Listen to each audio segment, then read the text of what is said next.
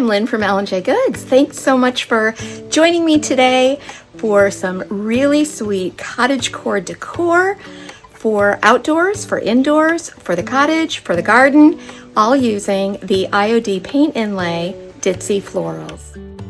I've gathered up several thrifted finds, a roadside find, some things that have been laying around the shop, and some things from our basement stash, and I'm going to transform all of them with the IOD summer release inlay called DITSY Floral.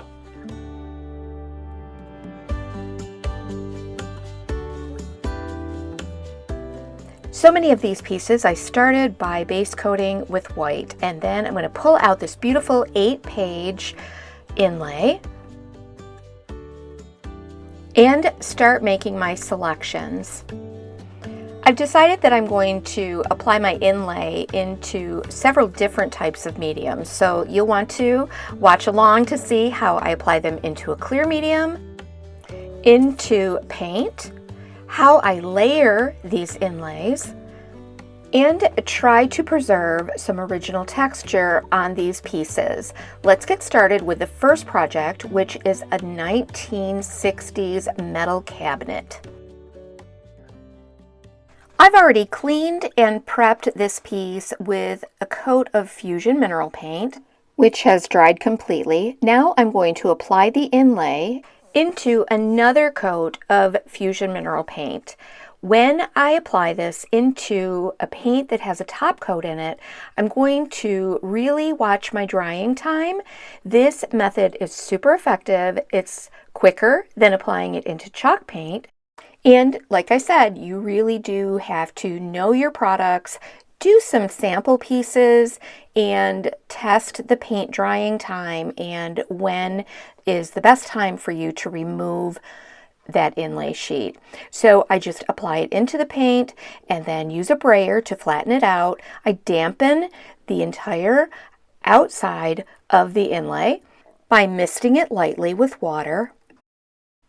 Then, after it's dry, usually about 10 minutes or so, but it's going to depend on what paint you use and your drying conditions, I will then pull that inlay sheet up by misting it and lifting gently to reveal the beautiful paint pigments that are left behind. Thank you so much for hanging out with us here today for just a few moments at IOD on YouTube. We really appreciate you spending some of your precious time with us today. It means the world to us that you have stopped by, and we always love hearing in the comments what you think of today's projects.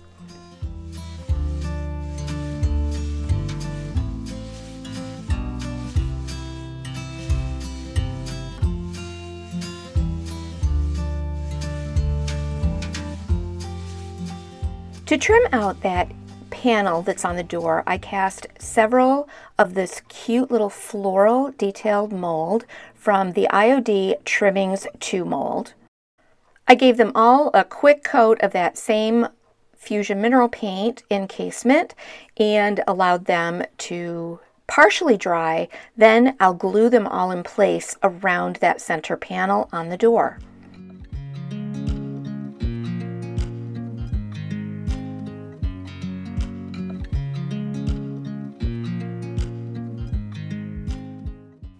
For this little birdhouse project, I am going to create a little bit of a patchwork effect and then try to layer some of my inlays in a clear medium.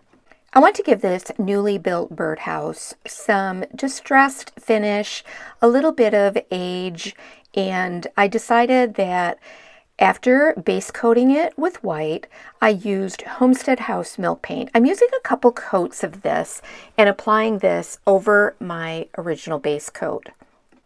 After this first layer of green was dry, I applied a little bit of a wax here and there on top of the paint, and then I covered it all in a very pale pink colored milk paint. Wherever I applied that wax, the milk paint is going to resist in that area and will easily chip away or crackle or sand away to reveal the green base coat underneath. I'm applying the inlays into a clear medium. In this case, I'm using PENTART's Decoupage Varnishing Glue.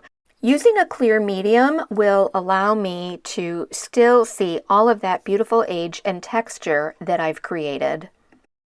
When I'm applying my inlay into a clear medium, of course, I am going to use a brayer to press it into the medium and mist it gently to get those pigments going. But again, I want to really watch that dry time and find just the right moment to pull the inlay from the decoupage medium. I'm going for a distressed look, so it doesn't bother me that some of the inlay did not transfer perfectly. After this first application was dried, I sealed it up and then applied more bits and pieces into another coat of the wet decoupage medium. Then peel away each layer as it dries for a beautiful faded patchwork effect. And of course, you'll want to seal your piece completely.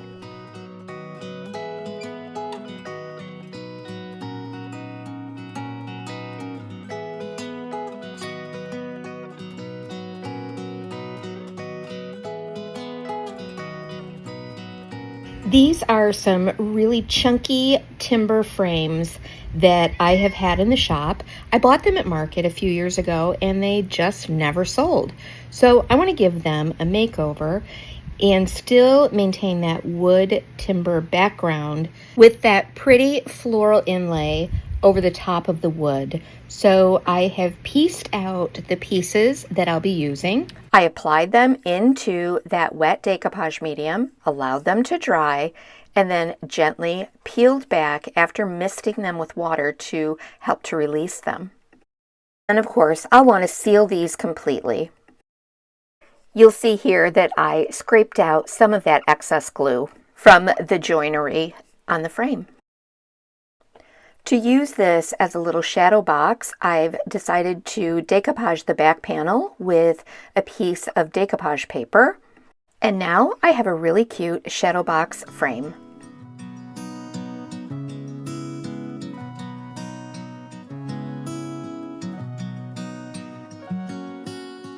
This was a trash find that we've had around for several years. I want to create a patchwork effect on this and still preserve that wonderful, crusty, aged, painted, worn texture that was on the original piece. So after I laid out all of my pieces in that patchwork pattern, I cleaned this mirror frame really well with TSP and then started to apply my decoupage medium over one section at a time.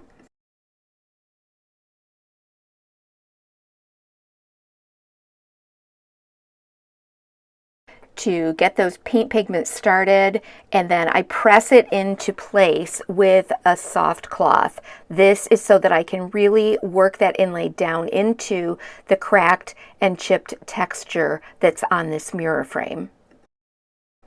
I work my way around that mirror and then go back and start to peel back and reveal that incredible texture and inlay. It's a perfect marriage. It's just the look that I wanted.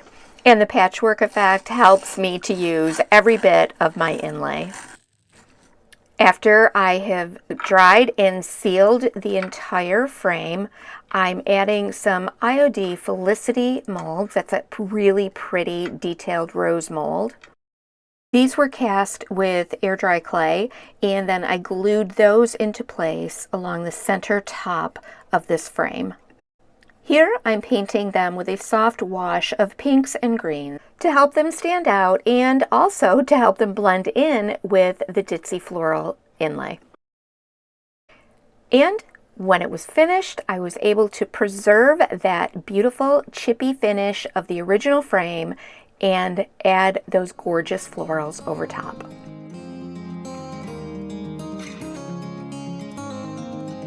For this project, I'm using thrift store canisters, which I have base coated with a coat of PENTART's bonding primer to really make sure that I've got good adhesion.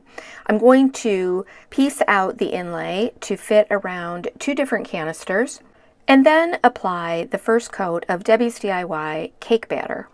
I let this dry overnight, and then the next day come back in with another coat of Debbie's DIY, and while that paint is wet, mist the back of the inlay sheet to get those paint pigments started and press it gently into that wet chalk style paint. Then put this aside to dry completely.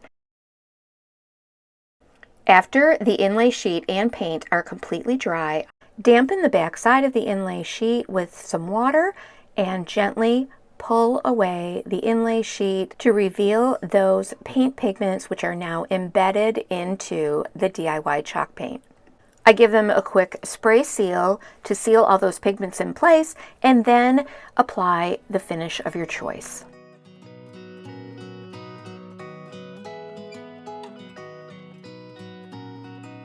Hi, I'm Lynn from EJG'S. My passion is not only for creating, but for inspiring and instructing next level techniques for home decor in a vintage style.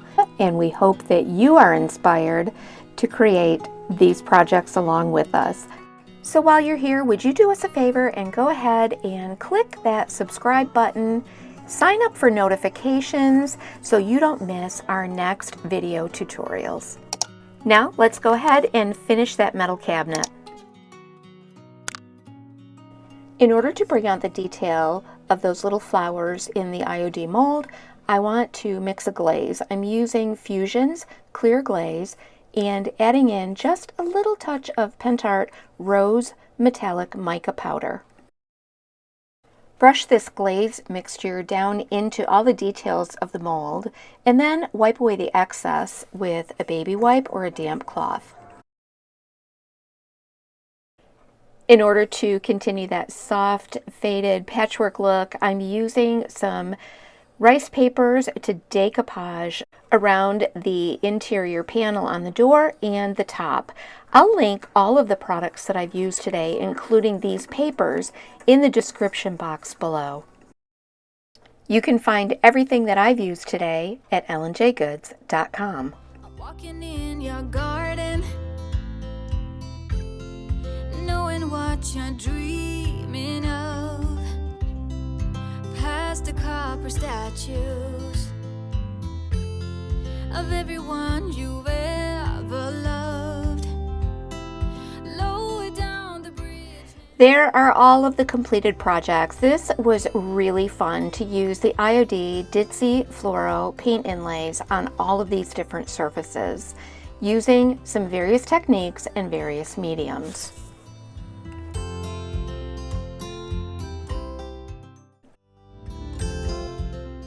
LandJGoods is a little brick and mortar shop in Medina, New York, and you can also find us at LandJGoods.com.